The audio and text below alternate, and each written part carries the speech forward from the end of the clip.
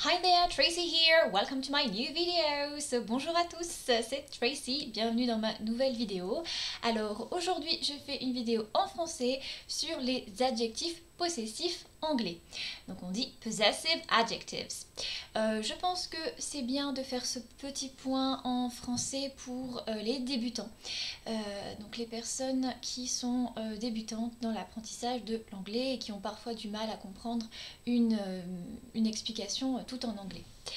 Alors, donc les adjectifs possessifs en anglais, eh bien, nous avons my, mon, ma, mes.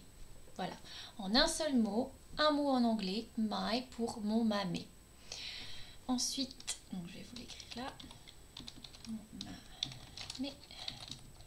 Hop. Et voilà. Ensuite, on a your qui correspond à ton, ta, tes. Donc vous voyez, l'anglais est beaucoup plus synthétique que le français. Alors, on voit bien quand on traduit un texte de l'anglais au français, le texte en français est beaucoup plus long que lorsque l'on traduit un texte du français à l'anglais. Le texte anglais est beaucoup plus court. Ensuite, on a his, qui veut dire son, sa, c'est, mais pour un garçon. Pour un garçon. Donc ça c'est difficile pour les Français parce que s'il s'agit d'une fille, on va dire her. Her, ce sera son, sa, c'est, mais pour une fille. À elle, c'est à elle. Par exemple, si je dis his name is Peter, c'est son nom à lui.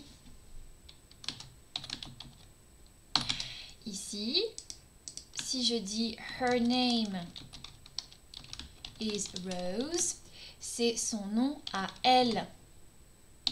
Donc c'est peut-être un moyen pour vous de le retenir. Donc his, son ça c'est à lui, her, son ça c'est à elle.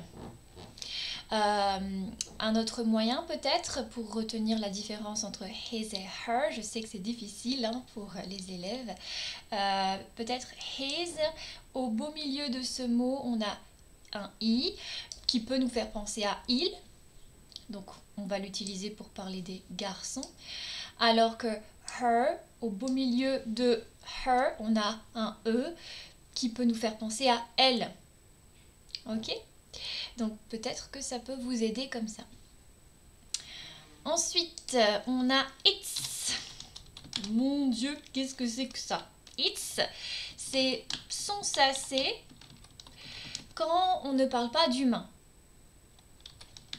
Quand on ne parle pas d'humain. Par exemple, vous avez un chat. Ce n'est pas un humain. Donc, on va dire its name. Its name is, for example, par exemple, Cookie. Ok? So, donc ici, its name is Cookie. Son nom est Cookie parce que je parle d'un animal, ce n'est pas un humain. Donc, voilà. Il y en a 3. Au final, on a 3 façons de le dire. Pour la troisième personne du singulier en anglais, pareil pour le français. Ensuite, on aura our, qui veut dire notre, ou bien nos. So, our cats are in the garden, par exemple. Our cats are in the garden. Our cats are in the garden. Nos chats sont dans le jardin. Ensuite, on a à nouveau your pour votre ou vos.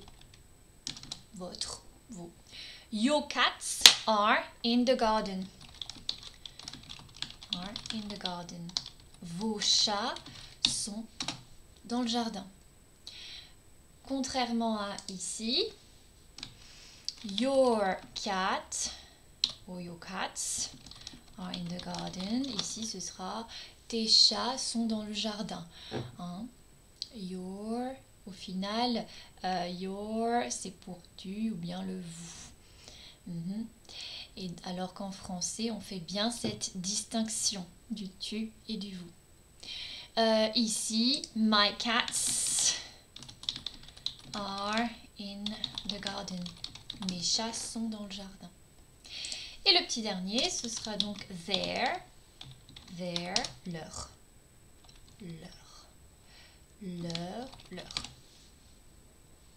So, their cats are in the garden. Leurs chats sont dans le jardin. Voilà, j'espère que cette vidéo vous sera utile et je vous dis à très vite. Bye bye!